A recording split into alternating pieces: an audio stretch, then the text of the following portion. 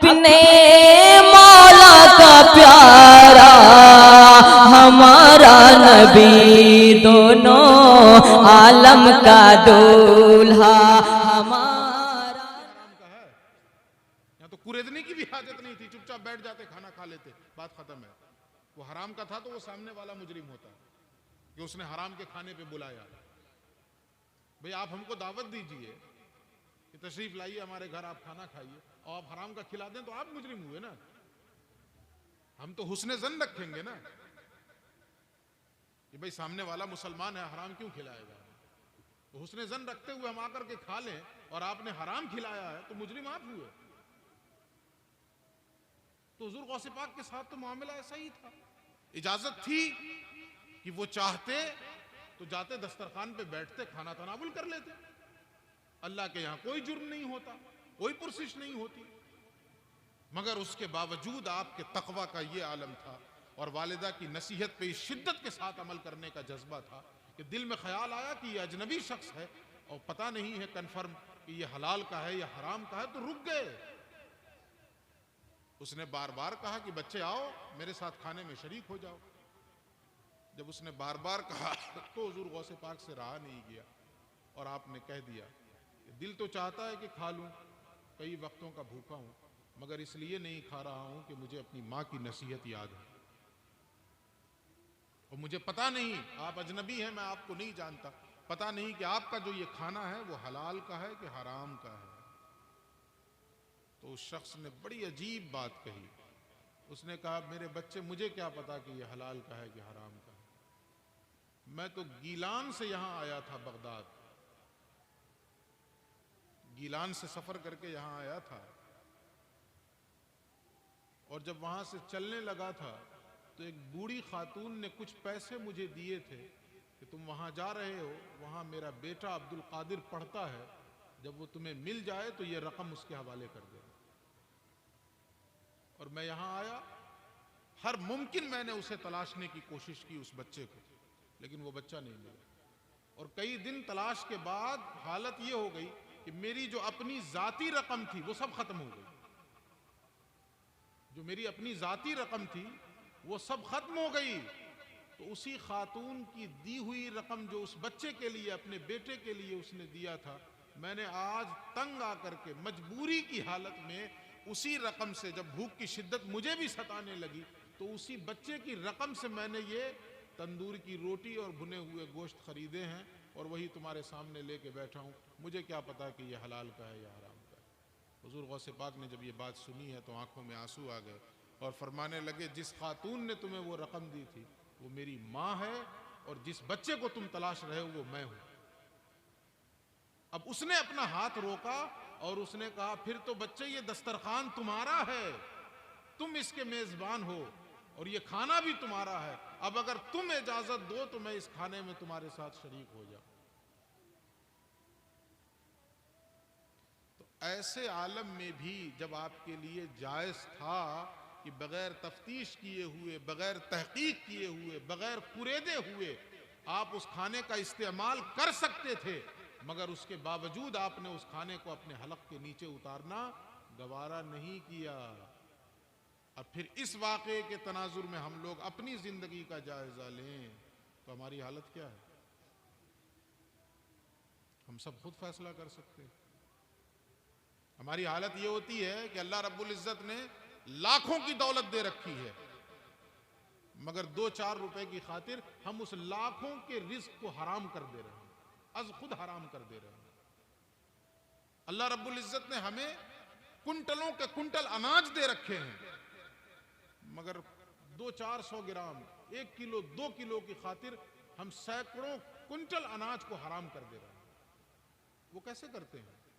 हमारे पास बीघे का बीघा खेत है, फसल भी बहुत अच्छी है, कटेगी तो सैकड़ों कुंटल गेहूं निकलेगा, धान निकलेगा, मगर उसके बावजूद खुरपी लेकर के बगल वाले खेत को छांटना शुरू कर देते। अच्छा छांट भी लीजिएगा 2-4 इंच तो कैसो गेहूं बढ़ जाएगा, कितने कुंटल गेहूं बढ़ जाएगा। भाई आपका जो खुद 10-20 बीघा खेत है और बगल वाले का आपने छांट लिया 3-4 दिन मेहनत करके, तो कितना छांट लेंगे? पूरी आड़ी तो नहीं खत्म कर दीजिएगा, तो कुछ ना कुछ आड़ी तो छोड़िएगा ना।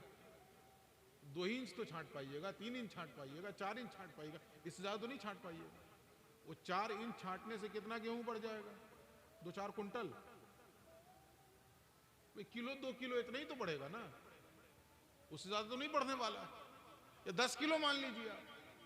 अल्लाह रब्बुल इज्जत ने आपको हलाल रिज्क के तौर पर मनों और कुंटलों धान अता फरमाया था, गेहूं अता फरमाए थे, मगर आपने उसमें 1 किलो 2 किलो चंद किलो के इजाफे की खातिर वो सारा रिज्क आपने हराम कर लिया। इसी तरीके से कोई दुकान में है, तिजारत कर रहा, सामान बेच रहा, आपने कहा 100 रुपए का, ग्राहक ने कहा कि 80 में देते हो, तो बोल देते हैं कि भाई 75 या 85 तो मेरा खरीद ही दे। उसने कहा 80 में देते हो, तो हम बोलते हैं 85 तो मेरा खरीद ही है, 80 में तुम्हें कैसे दे दे। अब अगर तो वाकई 85 में खरीद है तब तो ठीक है, लेकिन ऐसा कब होता है कि दुकानदार एग्जैक्ट रेट बता दे कि हमने इतने में खरीदा है?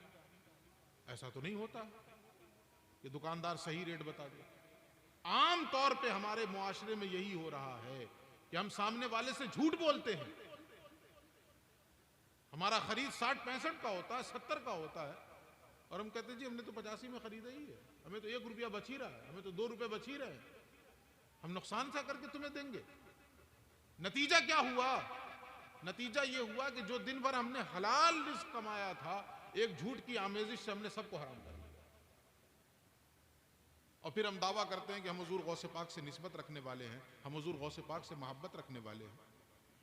ये झूठ बोलने की जरूरत क्या थी? हम सामने वाले से ये कहें कि भाई मैं 100 में दूंगा, आपको लेना है लीजिए, ना लेना मत लीजिए, बात खत्म।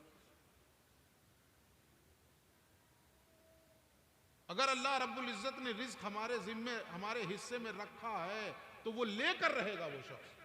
ये हो ही नहीं सकता है कि वो ना ले। शेख अब्दुल हक मुहद्दिस देहलवी ने एक बड़ी प्यारी बात लिखी है कि ये जो हम लोग यहां बैठे हैं ना, इस वक्त जलसे में हम लोग यहां बैठे हैं, तो आप क्या समझते हैं कि हम अपनी मेहनत से यहां आ गए? एक रिवायत का उन्होंने जिक्र किया कि एक शख्स था,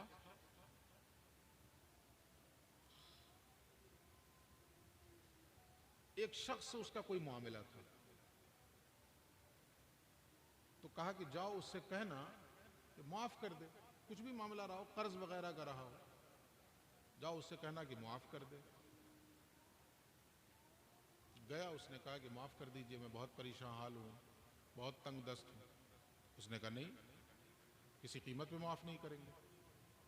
खैर वापस आ गया। दूसरे दिन फिर कहा कि जाओ उससे कहना कि माफ कर दे। फिर गया वो, उसने कहा कि माफ कर दीजिए। उसने कहा जाओ, माफ किया। और माफ ही नहीं किया बल्कि और इजाफी रकम उसने कुछ दी, ये भी लो मेरी तरफ से। इसकी हैरत की इंतहा नहीं रही कि कल तो ये बिल्कुल मना कर रहा था कि नहीं किसी कीमत पर माफ नहीं करूंगा, और आज इसने माफ भी किया, और सिर्फ माफ ही नहीं बल्कि इजाफी रकम भी दे दी। और ऊपर से ये क्या मामला हुआ? इसने आके जब पूछा कि ये क्या माजरा है, तो फरमाया गया कि दरअसल जिस दिन तुम गए और तुमने कहा कि माफ कर दो, उस दिन अल्लाह रब्बुल इज्जत ने उसके दिल में ये नहीं डाला कि वो तुम्हें माफ करे, इसलिए उसने माफ नहीं किया। और अगले दिन जब तुम गए उसके पास कि माफ कर दो, तो उस दिन अल्लाह ने उसके दिल में ये बात डाल दी कि माफ कर दो, इसलिए उसने माफ कर दिया। तो अब उसकी माफी में या माफी न करने में उसका कोई रोल नहीं था, वो तो अल्लाह रब्बुल इज्जत की मशीयत का मामला था कि उसने जिस दिन दिल में डाला कि न करे उसने नहीं किया, और जिस दिन उसने दिल में डाला कि कर दे वो कर दिया। तो यहां से इस वाक़े से नतीजा अखज़ करते हुए हजरत शेख फरमाते हैं कि जब भी कोई इंसान किसी मजलिस से जिक्र में पहुंचता है, जैसे ये जिक्र की मजलिस है ना, इसमें हम और आप जमा हुए हैं, तो वो ये ना समझे कि इसमें मेरी किसी कोशिश का दखल है कि मैं घर से इरादा करके निकला हूं कि मैं जा रहा हूं अल्लाह के जिक्र की मजलिस है, उसके महबूब बंदों के तज़किरे की मजलिस है, उसमें शरीक हो जाऊंगा। नहीं, इसमें उसकी कोशिश का दखल नहीं है, अल्लाह ने उसके दिल में डाला है तो वो यहां आके बैठा हुआ है। और जिसके दिल में अल्लाह ने नहीं डाला वो चादरें तान के सोया हुआ है। तो इससे हमें क्या पता चला कि अगर अल्लाह रब्बुल इज्जत ने ग्राहक के दिल में ये डाल दिया है कि तुम्हें इसके यहां से सामान खरीदना है तो वो खरीदेगा। वो 100 में नहीं 110 में खरीद सकता है। वो झूठ बोलने की जरूरत क्या है? तो फुक़हा के नजदीक दो इस्तिलाहात हैं। क्या? एक सिद्क़े मकाल। सिद्क़े मकाल, सिद्क़े मकाल का मतलब क्या हुआ? सच बोलना। हमारी जबान से जो निकले वो सच निकले। और दूसरी इस्तिलाह है फुक़हा के यहां, क्या? अक्ले हलाल। हम जो खाएं वो हलाल खाएं। हुजूर गौसे पाक की शख्सियत के ये दो नुमायां पहलू हैं। और बचपन का ये वाकया है, ये दोनों वाकया जो हमने आपके सामने रखा और आपको खुद मालूम भी है पहले से, ये बचपन का वाकया है। यहां दो पहलू आपकी जिंदगी के इतने नुमायां हैं कि आपने जिंदगी के इतनी मुसीबत के वक्त में भी झूठ नहीं बोला और भूख की शिद्दत के बावजूद आपने बगैर तहकीक किए हुए कि यह हलाल का है या नहीं है उस लुक़मे को हलक के नीचे नहीं उतारा। तो अगर हम वाकई हुजूर गौसे पाक से सच्ची अकीदत, मोहब्बत और निस्बत रखने वाले लोग हैं तो कम से कम ये दो खसलतें तो अपने अंदर पैदा करें कि जब हमारी जबान खुलेगी तो हम सच बोलेंगे, झूठ नहीं बोलेंगे। आज से इस बात का अहद करें। एक झूठ हमारी जिंदगी से हर खैर को निकाल देता है। एक झूठ हमारी जिंदगी की बरकतों को खत्म कर देता है। आज हम परेशान हैं, मौलाना लोगों के पास जा रहे हैं, तावीज़ दे दीजिए, कुछ कर दीजिए, चेक कीजिए, किसी ने कुछ कर तो नहीं दिया है, ये कारोबार में बरकत नहीं हो रही है, तरक्की नहीं मिल पा रही है, जिस काम में हाथ डालता हूं फेल हो जा रहा हूं। तो हम जाते हैं तावीज़ लेने के लिए, हम कहते हैं चेक कीजिए, अगर वो तावीज़ दे भी देते तो कहते हैं कुछ निकला कि नहीं निकला। और अगर सामने वाले मौलाना साहब कहते हैं कि नहीं कुछ नहीं निकला, तो समझते हैं कि लगता अच्छे से नहीं दिए हैं तावीज़। ये हमारा रवैया हो गया। वो बरकतें क्यों नहीं मिल रही हैं, कभी इस पर गौर किया? हदीस मौजूद है कि झूठ जो है वो बरकतों को खा जाया करता है, रहमतों के दरवाजे को बंद कर दिया करता है। तो हम लोग अपनी जिंदगी का जायजा लेने कि सुबह से शाम तक कितना झूठ बोल रहे हैं। हमारी जिंदगी में सच है ही नहीं। अगर परसेंटेज निकाल लीजिए तो शायद 1 और 99 का परसेंटेज निकलेगा कि हम 1% सच बोलते हैं, बाकी 99% झूठ बोलते हैं। ये हमारा रवैया हो गया। और इसी तरीके से खाने के मामले में कितनी तहकीक होती है, कितनी तफ्तीश होती है, कितना पता करते हैं। अब पता करना छोड़िए, जो हमारा अपना रिस्क है उसके लिए मैंने मिसाल दे के आपको बताया कि खेत दूसरे का जो है जरा जरा सा हड़पने की कोशिश करने में अपने हलाल रिस्क को भी हराम कर ले रहे। तो इसलिए इन दो नसीहतों को हमेशा ज़हन में रखें, सिद्क़े मकाल और अक्ले हलाल। ये हुजूर गौसे पाक से निस्बत रखने वालों के लिए कम से कम ये अदना दर्जा है कि ये दो खसलतें उसके अंदर पाई जाए। एक आखिरी बात और अर्ज कर दूं, फिर अपनी बात खत्म करूंगा। अगर मैं आपसे ये पूछूं या आप मुझसे पूछें कि 2 लफ्जों में दीन का खुलासा बता दें, बहुत ज्यादा लंबी चौड़ी बात ना बताएं, सिर्फ 2 लफ्जों में दीन का खुलासा बता दें कि यह है दीन का खुलासा। जैसे कि एक सहाबी आए हुजूर के पास और उन्होंने आके कहा, या रसूल अल्लाह मैं देहाती आदमी हूं, ज्यादा पेचीदा बातें और ज्यादा लंबी चौड़ी बातें मैं नहीं समझ सकता हूं, मुझे एक जुमले में ईमान की हकीकत समझा दो। सहाबी ने आके क्या कहा, मुझे एक जुमले में ईमान की हकीकत समझा दो।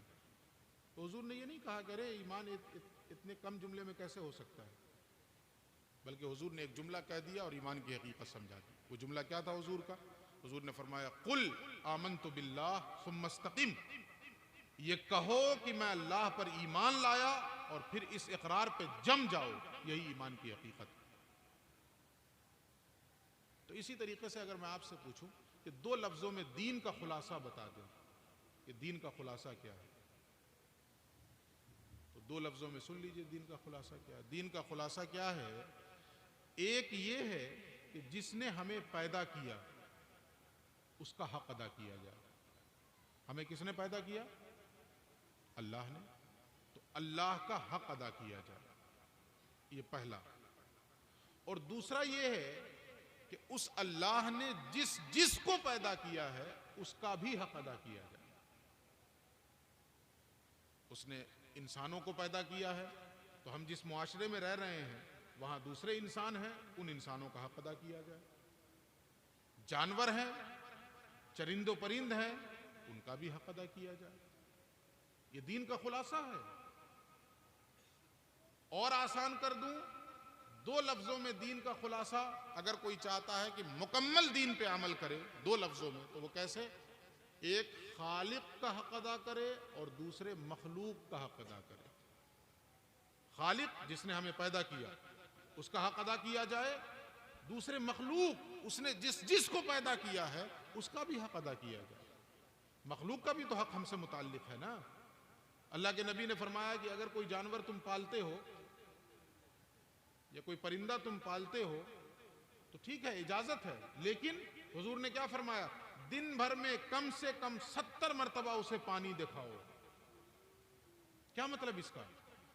70 मरतबा पानी दिखाओ, यानी उसका हक है तुम्हारे ऊपर कि अगर तुम उसे पाल रहे हो तो ये तुम्हारी जिम्मेदारी है कि तुम्हारी लापरवाही की वजह से वो भूखा न रह जाए, वो प्यासा न रह जाए।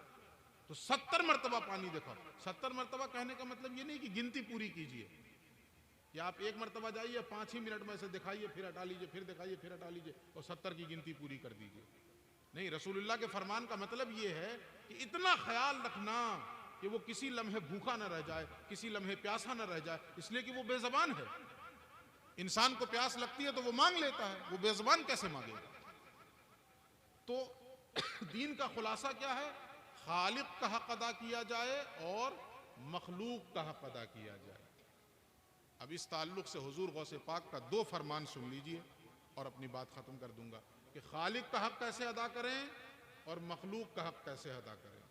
हुजूर गौसे पाक फरमाते हैं, तिर इलल हक बिजनाहिल किताब व सुन्नह, अल्लाह तक उड़कर पहुंचो, अल्लाह तक उड़कर पहुंचो। खालिक का हक अदा करना है ना, तो उस तक उड़कर पहुंचो। उड़ने के लिए परों की जरूरत होगी कि नहीं? कोई भी परिंदा पर से ही तो उड़ता है ना। अगर किसी परिंदे के पर कट जाएं तो वो उड़ सकता है? नहीं उड़ सकता। अच्छा, उड़ने के लिए कितने पर चाहिए? 2 पर। तो हुजूर गौसे पाक फरमाते हैं कि अल्लाह तक खालिक का हक अदा करना है, तुम्हें दीन के खुलासे पे अमल करना है, तो खालिक का हक अदा करने के लिए उस तक उड़कर पहुंचो। उड़ने के लिए तुम्हें 2 परों की जरूरत होगी। वो 2 पर क्या हैं? हुजूर गौसे पाक फरमाते हैं, बिजनाहिल किताब व सुन्नह, एक पर तुम्हारे लिए अल्लाह की किताब कुरान मुकद्दस है और दूसरा पर तुम्हारे लिए रसूलुल्लाह की सुन्नत है। यानी इन दोनों चीजों को अपनी जिंदगी में अपनाओ। अल्लाह की किताब कुरान हकीम को अपनाओ और रसूलुल्लाह की सुन्नतों को अपनाओ, और इन दोनों परों का इस्तेमाल करके उड़ते हुए अल्लाह तक पहुंच जाओ। इसको दूसरे लफ्जों में यूं भी कह सकते हैं कि जिसने अपनी जिंदगी में इन 2 चीजों को अपना लिया, यानी कुरान मुकद्दस को और रसूलुल्लाह की सुन्नत को। आज हम इन 2 चीजों से कोसों दूर हो गए। जिसने कुरान और हुजूर की सुन्नत को अपनाया, फिर उसे खुदा तक पहुंचने में कोई रुकावट नहीं बन सकती है। कोई चीज उसे देर नहीं लगेगी, वो तो उड़ते हुए खुदा तक पहुंच जाएगा। तो खालिक का हक अदा करने के लिए इन 2 चीजों का इस्तेमाल करें। क्या? अल्लाह की किताब और दूसरे रसूलुल्लाह की सुन्नत। और दूसरी बात क्या बताई मैंने? मखलूक का हक अदा करो। तो इस ताल्लुक से हुजूर गौसे पाक का एक बड़ा खूबसूरत फरमान है। फरमाते हैं, भलाई करो उसके साथ भी जो मुस्तहिक हो और उसके साथ भी जो मुस्तहिक नहीं हो। मुस्तहिक है उसके साथ भी भलाई करो और जो मुस्तहिक नहीं है उसके साथ भी भलाई करो। तो जब कह दिया कि जो मुस्तहिक नहीं है उसके साथ भी भलाई करो, तो अब कोई बचा जो इस दायरे से बाहर है? गोया फरमान का मतलब क्या हुआ? सबके साथ भलाई करो, हर मखलूक के साथ भलाई करो। देखो मत कि ये मुस्तहिक है कि नहीं है, कुछ नहीं, अल्लाह की मखलूक है उसके साथ भलाई करते रहो, भलाई करते रहो, भलाई करते रहो। तो अब आप कहेंगे कि जी जो मुस्तहिक नहीं है उसके साथ भलाई क्यों करें? एक वो है जिसका हाथ कटा है, पैर कटा है, वो हमारे सामने आ गया मांगने के लिए, तो चलो उसे निकाल के हम दे दें। एक वो है जिसका सब कुछ सलामत है, हट्टा कट्टा, उसे क्यों दिया जाए? वो तो मुस्तहिक नहीं है ना, उसे क्यों दिया जाए? वो मांग रहा है, वो खाना मांग रहा है, उसे क्यों खिलाया जाए? वो तो मेहनत करके कमा सकता है, वो खा सकता है। जहन में ये बात आती है ना? हुजूर गौसे पाक ने कितनी खूबसूरत बात बताई है, हमारे जहन से ये कीड़े हमेशा के लिए खत्म हो जाएंगे। हुजूर गौसे पाक फरमाते हैं, तुम ये मत देखो कि सामने वाला मुस्तहिक है या नहीं है, तुम ये देखो कि ये अल्लाह की मखलूक है और उसके साथ भलाई करते जाओ, तो होगा क्या? अल्लाह रब्बुल इज्जत तुम्हें वो भी अता करेगा जिसके तुम मुस्तहिक हो, और तुम्हें वो भी अता करेगा जिसके तुम मुस्तहिक नहीं हो। और आसान लफ्जों में यूं कहा जा सकता है कि अगर तुमने ऐसा कर लिया कि जो मुस्तहिक है उसके साथ भी भलाई कर रहे हो और जो मुस्तहिक नहीं है उसके साथ भी भलाई कर रहे हो, तो फिर अल्लाह रब्बुल इज्जत तुम्हें वो भी अता करेगा जिसकी तुम्हें जरूरत है, और तुम्हें वो भी अता करेगा जिसकी तुम्हें जरूरत नहीं है। तो हम अपनी जिंदगी में देखें तो अल्लाह ने सिर्फ हमें वही दिया है जो हमारी जरूरत है, या जरूरत से ज्यादा दिया है? भाई आप रहते हैं एक ही कमरे में ना, कि 5 कमरे में अलग अलग रहते हैं? फजर के बाद कहीं और, जोहर बाद कहीं और, असर बाद कहीं और, रहते तो एक ही कमरे में, लेकिन हमारा मकान 5 कमरे का होता है, 6 कमरे का होता है। 2 वक्त का खाना, आज मिसाल के तौर पर रात का खाने के लिए हम बैठ रहे हैं तो अभी की जरूरत है ना हमें, तो क्या अल्लाह ने हमारे घर में उतना ही दिया जितने से हम रात का खाना खा सकते हैं? या 6 महीने का राशन पड़ा हुआ है? 6 महीना क्या, साल साल भर का पड़ा हुआ है। यानी अल्लाह रब्बुल इज्जत इतना दे रहा है कि साल भर का राशन जमा करने के बावजूद भी हम हजारों हजार का बेच भी दे रहे हैं, वो जरूरत से ज्यादा दे रहा है अल्लाह रब्बुल इज्जत। तो हुजूर गौसे पाक ने नुस्खा बताया है कि अगर ये चाहते हो कि अल्लाह रब्बुल इज्जत तुम्हें जरूरत से ज्यादा अता करे जिसके तुम मुस्तहिक नहीं हो, अल्लाह तुम्हें वो भी अता करे, तो उसके लिए करना ये होगा कि तुम खुद मखलूक खुदा के साथ मुस्तहिक और गैर मुस्तहिक देखे बगैर भलाई करते रहो। तो ये 2 बातें समझ गए आप? खालिक का हक अदा करो, और उसके लिए क्या करना होगा? अल्लाह की किताब और रसूलुल्लाह की सुन्नत। मखलूक का हक अदा करो, उसके लिए न मुस्तहिक देखें न गैर मुस्तहिक देखें, जो भी अल्लाह की मखलूक सामने आ जाए उसके साथ भलाई करते चले जाएं, भलाई करते चले जाएं। तो ये हुजूर गौसे पाक की चंद बातें मैंने आपके सामने रखी हैं, इसको याद रखिएगा। खुलासा 4 बातों में है। एक, सिद्क़े मकाल, सच बोलना।